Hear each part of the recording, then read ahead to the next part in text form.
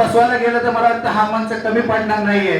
आताच तुम्ही या ठिकाणी पाहिलं असेल की आमचे सन्माननीय आमदार मंगेशजी कुडाळकर यांच्यासाठी जी ठेवलेली राजा राणीची खुर्ची, स्पेशल खुर्ची होती, त्या खुर्चीवर त्यांना बसण्यासाठी आम्ही विनंती केली, पण त्यांनी ती नाकारली. मी तळागाळातील कार्यकर्ता आहे, तुमच्याप्रमाणे कार्यकर्ता आहे, मी तुमच्या बरोबर राहणारा कार्यकर्ता आहे. मला वेगळं पण दाखवू नका. आपलं संघटना आहे, आपण एकत्र काम करतोय.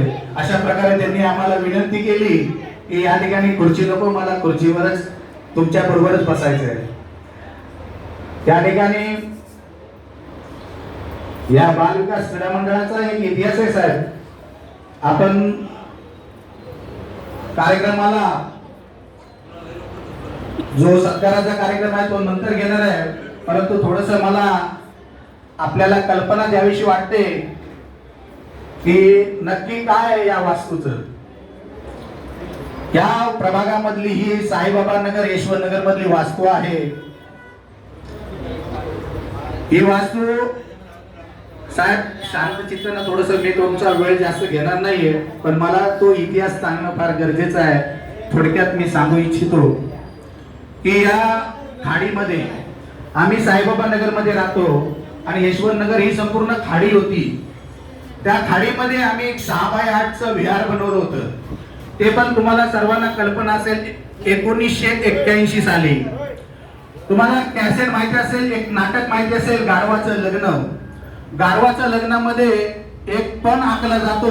तो पण म्हणजे असतो की माझ्या मुलाबरोबर जो एक 7 ताळ्याची जी तांबा पितळाची माळी बांधेल एका रात्रीमध्ये, त्या माझा पोरगा तिच्याशी लग्न करा, असं काहीतरी एक आहे तांबा पितळाची जी माळी बांधेल. तर तो 1981 साली साहेब 6x8चं बुद्ध विहार आम्ही एका रात्रीत बनवलं. आज या जागेवर बुद्ध विहार एका रात्रीमध्ये रात्री 10 वाजता पाया खणला आणि सकाळी ते बुद्ध विहार आमचं स्थापन झालं. त्या दिवशी डॉक्टर बाबासाहेब आंबेडकरांचा शताब्दी वर्ष होतं. 100वी जयंतीचं औचित्य साधून आम्ही त्या ठिकाणी बुद्ध विहार बनवलं.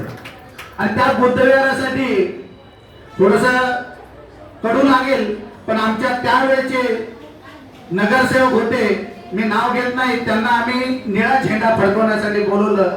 त्यांनी नकार दिला.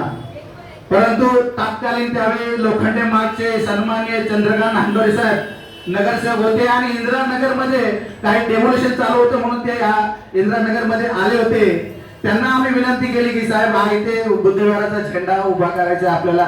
अरे नक्कीच. आणि त्यांनी तो झेंडा त्यांच्या हस्ते उभा फडकवला आणि आमचं बुद्धविहार त्या ठिकाणी तयार झालं.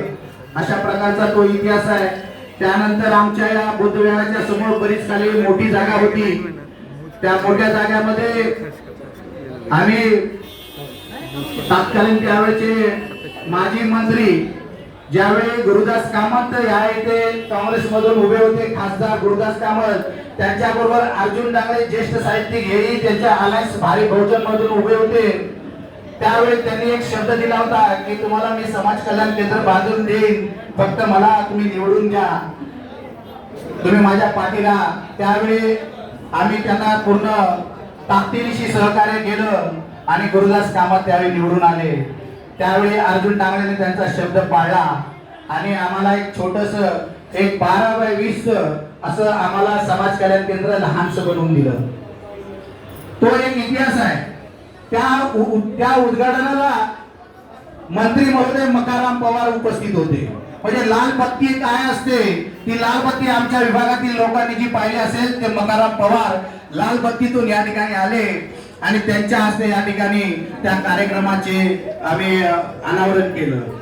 त्यानंतर साहेब पुढे आम्हाला भरपूर जागा होती. त्या जागेमध्ये पण आम्ही मोठा असा हॉल बनवायचा विचार केला आणि त्यावेळीचे माजी मंत्री आणि आत्ताचे राज्यसभेवर निवडून आलेले आमचे